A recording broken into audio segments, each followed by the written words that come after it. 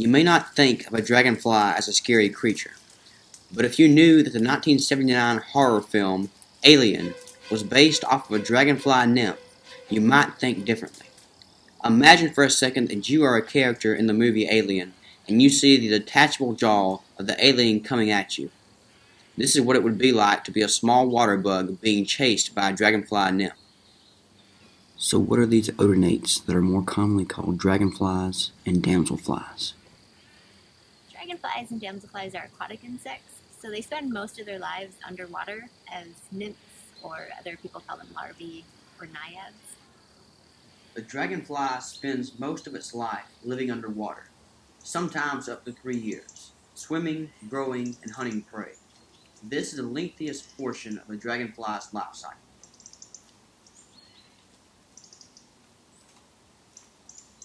So the life cycle of odonates is pretty unique. So they start out as eggs that are laid in aquatic vegetation underwater, and they hatch after about a week or so, and then they go through their aquatic or their nymph larval stage, and they spend most of their lives underwater.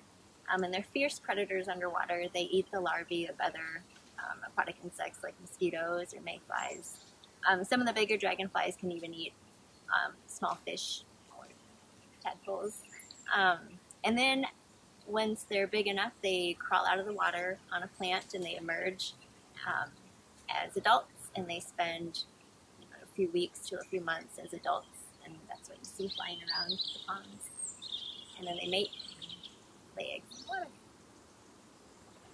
Here's your average pond holding everything that dragonfly nymphs will eat,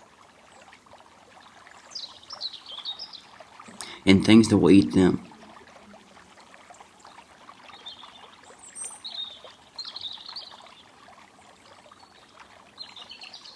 After the nymphs emerge from the water, they live out the rest of their days in the area surrounding their pond.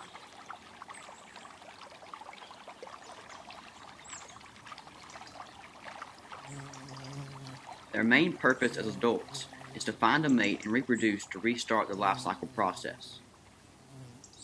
Dragonflies and damselflies have a really unique mating process. The males have claspers at the end of their abdomen called cerci, and they'll fly around and they'll grab a female pretty much behind her neck. She has special plates called mesosignal plates, and she uses those to determine whether or not it's the right species. And so it's up to the female. If she wants to mate with him, she has to bend her abdomen up and receive the sperm. And so then they form, it looks like a heart.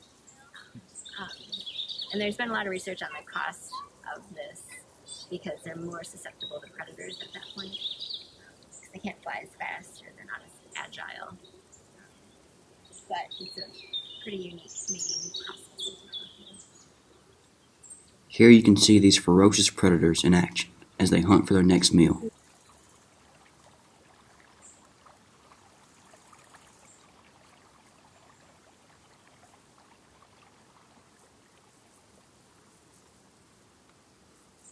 As adults, they eat other flying insects, anything they can catch and manage.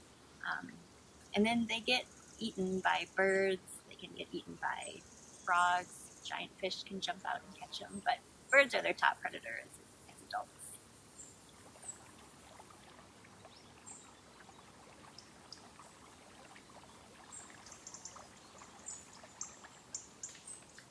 Here you can see a bird zoning in on her prey.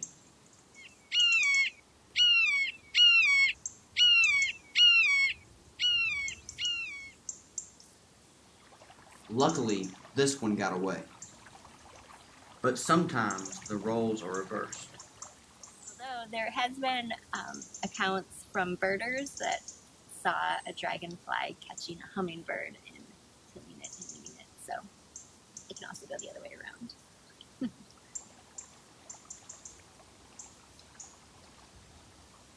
In the southeast, there's a lot of diversity of both dragonflies and damselflies, which I think probably is because there's a lot of fresh water in Alabama and the southeast in general. Alabama, I think, has the highest diversity of turtles and crayfish, and so it makes sense that since odonates are aquatic insects, that there would be a lot of diversity down here as well. This is a double-striped bluette damselfly, common in Alabama ponds. A damselfly is different from a dragonfly because of its smaller body and the way its wings rest pointed towards the sky instead of lying flat out.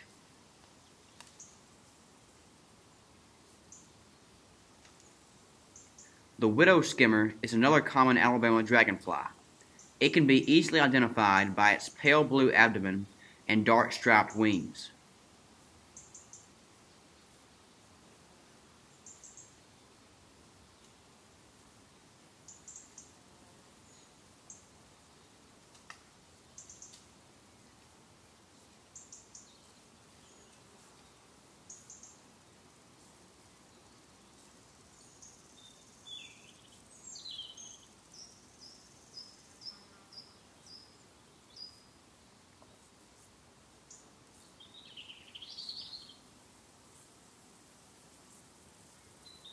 This blue dasher is identified by a beautiful array of colors with its bright blue abdomen and yellow and green striped thorax.